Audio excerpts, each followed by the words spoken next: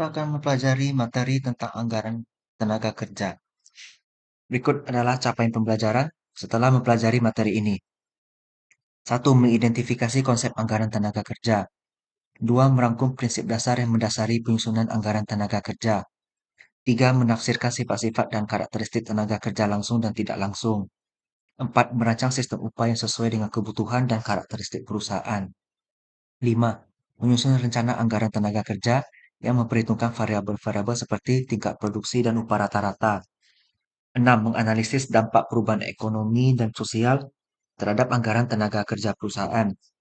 7. Mengevaluasi efektivitas sistem upah yang digunakan dalam mengelola tenaga kerja. 8. Menilai keberhasilan penyusunan anggaran tenaga kerja dalam mencapai efisiensi dan efektivitas operasional perusahaan. 9. Menganalisis keuntungan dan kerugian dari berbagai sistem upah yang digunakan dalam konteks spesifik perusahaan. 10. Merancang model anggaran tenaga kerja yang inovatif dan adaptif terhadap perubahan lingkungan bisnis. 11. Mengembangkan strategi pengelolaan tenaga kerja yang mengoptimalkan produktivitas sumber daya manusia sambil meminimalkan biaya. Ruang lingkup anggaran tenaga kerja. Anggaran merupakan proses pembuatan rencana kerja dalam jangka waktu 1 tahun yang dinyatakan dalam satuan moneter dan satuan kuantitatif orang lainnya. Kalau untuk pengertian anggaran, rasanya sudah tahu ya, sudah 6 bab kita pelajari tentang anggaran. Kemudian, kalau kita bicara tenaga kerja, berarti ini adalah SDM, adalah aset perusahaan yang harus dilindungi dan disejahterakan hidupnya karena mereka telah mengabdikan dirinya kepada perusahaan. Tenaga kerja dibagi dua. Yang pertama, tenaga kerja langsung. Ini setiap jenis pekerjaan yang secara langsung berhubungan dengan produksi barang atau jasa. Biasanya di pabrik operasi manufaktur, setiap karyawan yang melaksanakan tugas-tugas bahwa pertalian dengan perakitan atau ciptaan yang nyata yang biayanya dikaitkan pada biaya produksi atau pada barang yang dihasilkan. Misal kalau kita memproduksi mobil,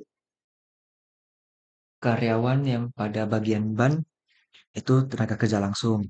Karyawan yang pada bagian mesin, pada bagian bodi, bagian sesis, bagian pengecatan itu semuanya tenaga kerja langsung. Faktor yang diperhatikan dalam penyusunan anggaran tenaga kerja langsung. Rencana produksi, kita produksi berapa, butuhnya sekali produksi butuh berapa tenaga kerja. Untuk produksi 1 unit mobil diperlukan 5 bagian, divisi misalnya, berarti kita perlu 5. Itu bisa untuk produksi sekian unit dalam 1 hari. Kalau mau tambah berarti kita tambah tenaga kerjanya. Kemudian bagian departemen yang digunakan untuk melakukan proses produksi, ya misalnya departemen bagian cat, bagian mesin, bagian sesis gitu. Kemudian standar penyelesaian produk, waktu yang dibutuhkan. Misalnya 1 unit membutuhkan waktu 2 jam. Kemudian sistem upah digunakan. Upahnya apakah dia per jam misalnya digaji 50.000 per jam misalnya, atau hasil per unit. Setiap kali berhasil produksi 1 unit mobil, itu dikasih bayaran 200.000 misalnya. Atau dengan insentif interval.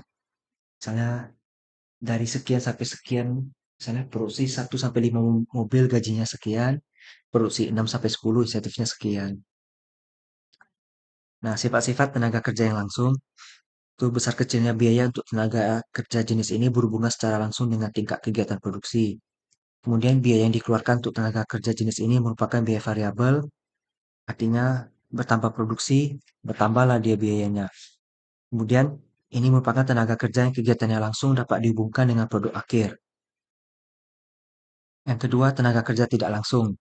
Ini disebut sebagai tenaga kerja penunjang karena sumbangannya kepada proses produksi itu tidak termasuk benar-benar menghasilkan produk yang hanya terkurung konsistensi operasi, serta kontribusinya pada proses-proses produksi yang tidak termasuk benar-benar menghasilkan produk, serta biayanya dikaitkan pada biaya overhead pabrik.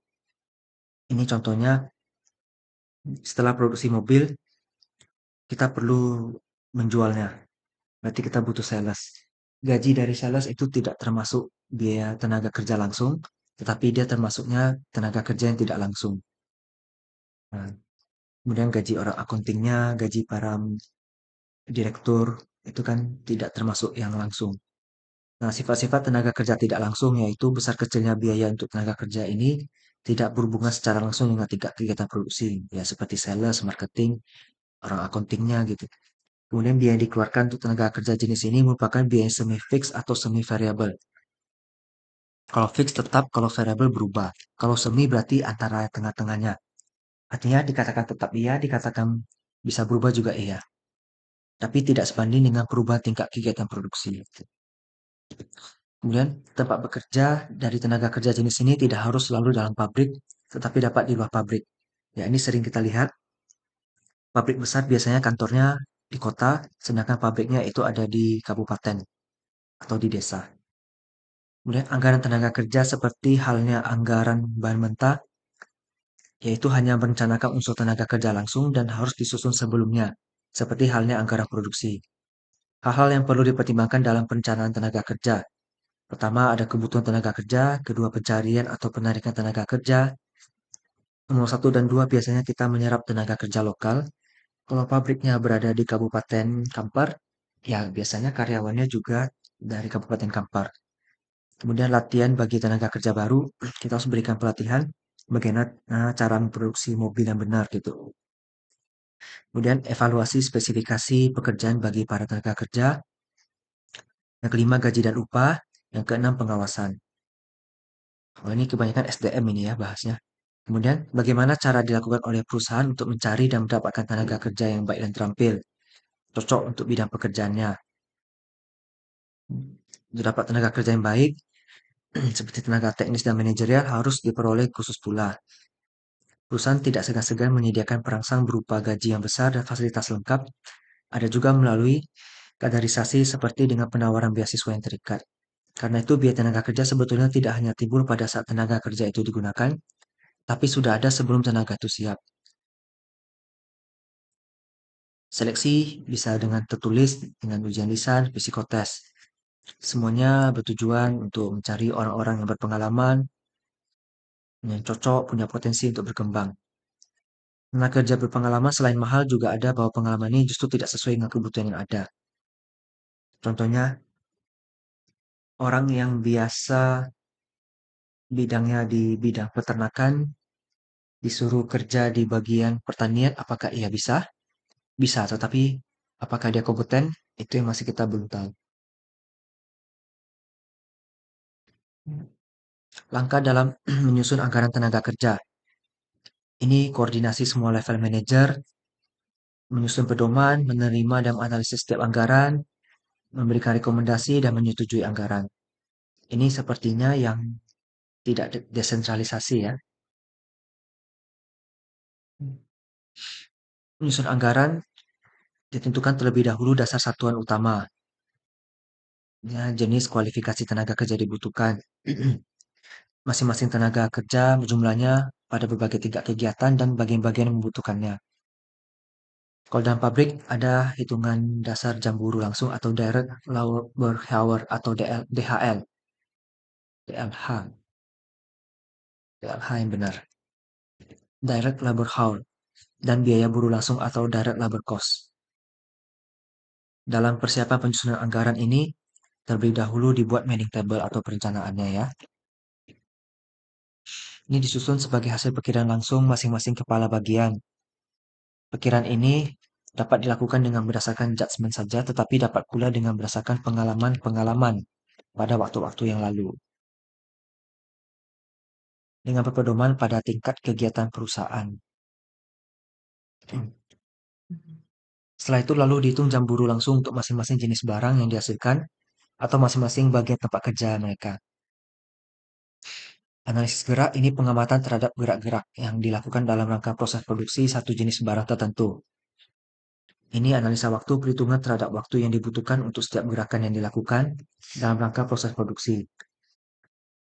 Ini analisa gerak dan waktu ini diperoleh dengan standar waktu yang diperlukan untuk menyelesaikan satu unit barang tertentu yang dinyatakan dalam DLH. Setelah dihitung jam buruh ini, dibuat tingkat upah rata-rata atau average wage rate untuk tahun anggaran yang bersangkutan. Nah, ini ada perhitungan standar tenaga kerja. Kita langsung saja menunjukkan jam yang dikerjakan sebenarnya ada berapa jam selama 1 minggu misalnya. Kemudian jam standar untuk produksi sebenarnya 1 minggu katakan 40 jam. Berarti jam kerja yang sebenarnya itu berapa? Bisa lebih, bisa kurang. Kemudian selisih waktunya berapa?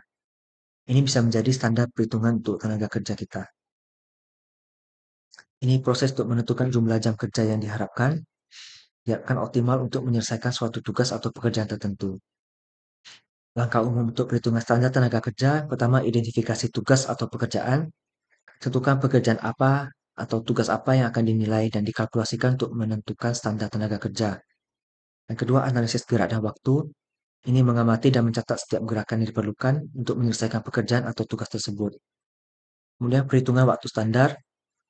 Ini hitung waktu yang diperlukan untuk setiap gerakan atau langkah dalam proses pekerjaan. Ini termasuk waktu yang diperlukan untuk mempersiapkan, menyelesaikan, dan mentransfer bahan atau informasi. Keempat, penentuan jumlah jam kerja. Total waktu yang diperlukan untuk menyelesaikan semua langkah atau gerakan digabungkan untuk menentukan jumlah total jam kerja yang diperlukan untuk menyelesaikan pekerjaan atau tugas tersebut. Faktor penyesuaian. Sesuaikan hasil perhitungan dengan faktor seperti istirahat, waktu persiapan, gangguan atau peralihan. Kemudian validasi dan revisi. Uji standar tenaga kerja dihitung dalam situasi kerja nyata untuk memastikan keakuratannya. Yang ketujuh, dokumentasi. Dokumentasikan standar tenaga kerja yang dihasilkan termasuk langkah-langkah yang diperlukan. Perhitungan ini membantu perusahaan dalam merencanakan produksi, mengukur kinerja, mengelola SDM, dan meningkatkan efisiensi operasional. Kemudian perhitungan standar kerja langsung. Kalau tadi itu standar tenaga kerja, kalau ini standar kerja langsung. Pada dasarnya budget ini berkaitan erat dengan rencana laba tahunan karena merupakan biaya yang paling besar. Nah, ini ada metode perhitungannya, pengembangan berdasarkan jam kerja dan biaya langsung, identifikasi jumlah tenaga kerja, kemudian kita hitung biaya langsungnya berapa, termasuk gaji, tunjangan, insentif. Ya, pastikan semua yang komponen langsung itu langsung kita masukin, kemudian penetapan standar jam kerja per karyawan atau per unit produksi. Kemudian total anggaran tenaga kerja. Kedua, pengembangan berdasarkan tanggung jawab dan periode waktu. Tanggung jawab individu, kemudian penilaian kebutuhan tenaga kerja, kemudian kita alokasikan anggaran, pemantauan, dan evaluasi. Ini ada beberapa sistem upah.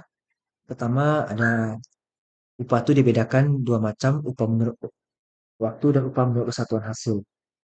Upah menurut waktu berarti kepada pekerja menurut waktu kapasitas kerja, harian, bulanan, mingguan, sedangkan upah satuan hasil itu misalnya produksi berapa, dapatnya sekian.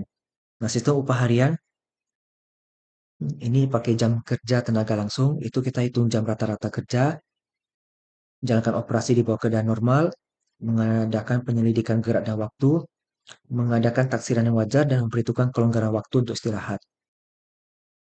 Contoh, ada 3 golongan, 1, 2, 3, tarifnya berbeda-beda per orang per DLH-nya. Nah, setelah dihitung, kita bisa hitung average work rate-nya. Nah, ini kita lihat contoh dari tabel ini. Ini ada golongan 1, 2, dan 3. Tingkat upah per jamnya sudah ditentukan. Jumlah orangnya ada 50, 20, dan 5. DLH-nya masing-masing 100.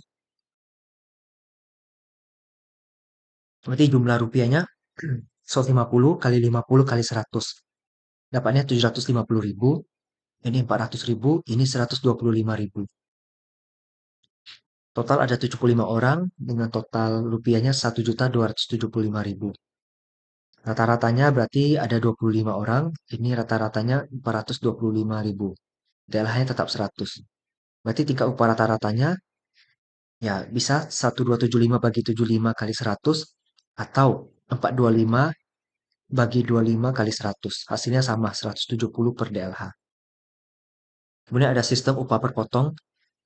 Ini berdasarkan jumlah upah daripada jumlah barang produksi yang diproduksi, karena menurut teori karyawan harus dibayar menurut hasil kerja nyata. Nah, ini ada contoh, silakan dibaca. Ini ada tingkat produksi untuk tahun 2024. Nah, produksinya menyusun dua sub anggaran kerja, anggaran untuk biaya tenaga kerja langsung dan biaya kerja buruh satuan kerja buruh langsung atau BLH saja. Anggaran biaya tenaga kerja langsung ini ada jumlah barang yang produksi, ada DLH, tingkat upah rata-rata per jam, jenis barang dan waktu produksi. Kemudian ada sistem upah bonus.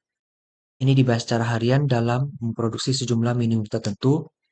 Untuk jumlah di atas minimum karyawan menerima tambahan kompensasi. Biaya tenaga kerja langsung hanya menyangkut perkalian satuan dengan yang lainnya. Suatu pendekatan yang kurang cermat terhadap penentuan rasio dibayarkan dengan jam kerja langsung yang dikerjakan. Di departemen produksi, rasio historis ini kemudian disesuaikan dengan kondisi-kondisi yang telah berubah atau memang diharapkan berubah. Perlu dipahami bahwa upah rata-rata didasarkan pada historis hanya berguna untuk perencanaan waktu yang akan datang apabila terdapat konsistensi-konsistensi dalam aktivitas dan jam-jam yang dikerjakan, ditetapkan dengan tarif yang berbeda. Berikutnya fungsi pengawasan dan perencanaan dari anggaran tenaga kerja. Ini ada penggunaan tenaga kerja efisien. Ya kalau anggaran yang tidak efisien, kita hanya boros tenaga kerja saja karena harus bayar upahnya. Ini ada pengeluaran biaya, harga pokok barang, kemudian harga pokok ini kan karena terkait dengan upah dari tenaga kerjanya ya, makanya mempengaruhi harga pokok. Kemudian pengawasan biaya tenaga kerja. Kemudian ada fungsi atau keuntungan lain dari perencanaan anggaran, data historis untuk dievaluasi, analisis eksternal, sebenarnya pedoman dan sebagai koordinasi. Kalau kelemahan dari perencanaan anggaran, prediksi belum tentu untuk masa depan belum bisa mendekati kenyataannya karena ada estimasi. Kemudian perubahan kondisi politik sosial ekonomi, ya misalnya tiba-tiba dikatakan upah minimum untuk tenaga kerja harus sekian rupiah, naiknya misalnya lebih tinggi. Kondisi politik juga ya mempengaruhi. Kemudian konflik kepentingan dalam penyusunan anggaran. Nah, kita sudah sampai pada bagian kesimpulan. Ini menyimpulkan dari semua yang sudah kita bahas dari awal tadi. Dan ini ada beberapa pertanyaan diskusi yang dapat dibahas terkait dengan topik anggaran tenaga kerja.